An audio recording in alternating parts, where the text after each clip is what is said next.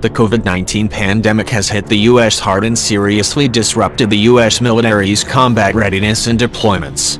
It is reported that the pandemic has spread to at least 150 U.S. military bases and 4 aircraft carriers, yet this hasn't slowed down the U.S. military in seeking domination on the West Pacific through military means. Rather, it has kept on making waves in the South China Sea.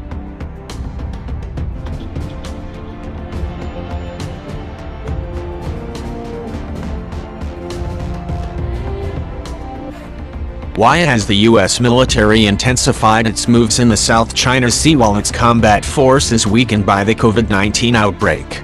The first National Security Strategy report released by the Trump administration in 2017 defined China as a strategic competitor, followed by the Indo-Pacific strategy that highlighted the importance of the South China Sea issue in the China security game.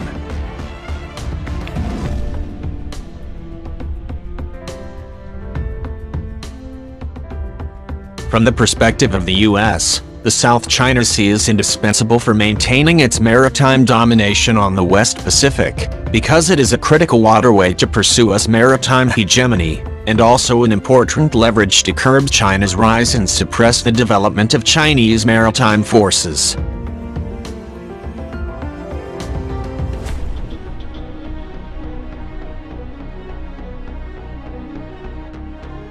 From China's perspective, however, the South China Sea is a matter of national sovereignty, security and development interests, a natural shield of national security and a strategic sea route. Therefore, the South China Sea game is endowed with strategic and structural features. Beijing will never believe that Washington would slack its moves in the region because of the outbreak, which explains its readiness to respond to US military's provocations during the pandemic, whether at sea or in air.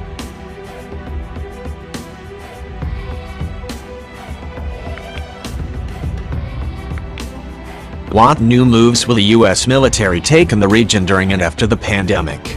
First of all, they will continue to carry out the so-called freedom of navigation operations about twice every 3 months because such operations don't require a lot of vessels, with more symbolic meaning than practical significance.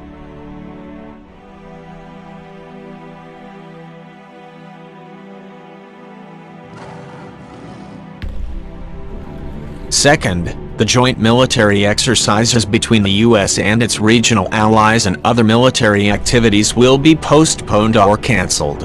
America's recent cancellation of its Balikatan or shoulder-to-shoulder exercise with the Philippines suggested the possible postponement of the biennial Rim of the Pacific (RIMPAC) exercise, although no official announcement has been made yet.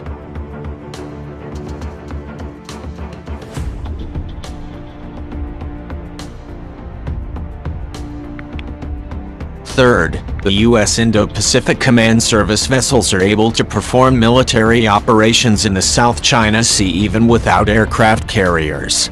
Although an intrusion by the American Aircraft Carrier Strike Group into the region is unlikely in the next 1 or 2 months, the vessels currently stationed in Japan, Singapore and Guam are still able to maintain America's frontline presence.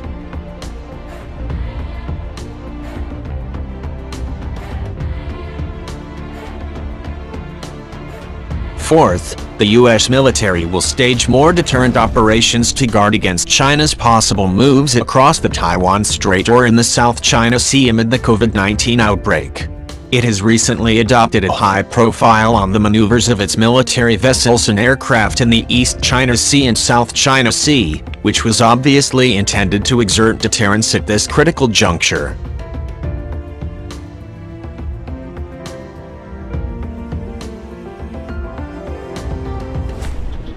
The ongoing spread of the COVID-19 pandemic across the globe will leave a profound impact on international politics, economic landscape, and global governance system. It has so far exerted great negative effects from the China-US relations, as there is no sign of mitigation in the contention between the world's top 2 economies over trade, technology, and industrial and supply chain, or in their decoupling tendency.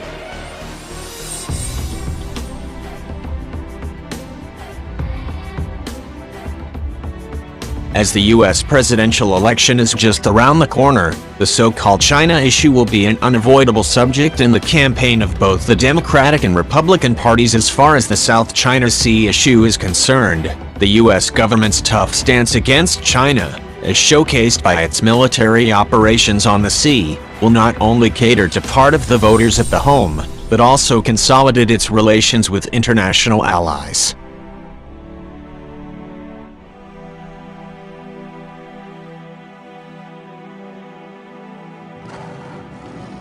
There is no denying that it is America's constant troublemaking in the South China Sea, its indulgence and encouragement of other claimants to take unilateral actions in disputed waters, and a string of other negative factors that have amounted to result in the current disturbing situation in the region. Otherwise, it has already turned stable.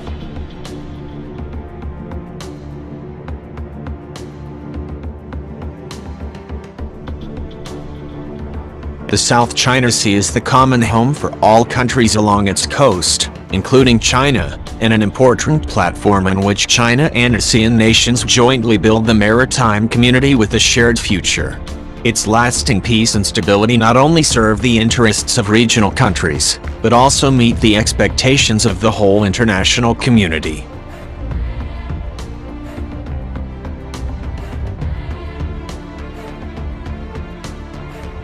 In view of America's escalated military provocations in the South China Sea both during and after the pandemic, China should get prepared in the following aspects: building capabilities of defending the islands and reefs, expanding the civil functions. The recent approval by China's State Council to establish the Xisha and Nansha districts in Sansha City marked a major step in this direction, integrating our maritime forces, and adapting to future changes in maritime combat.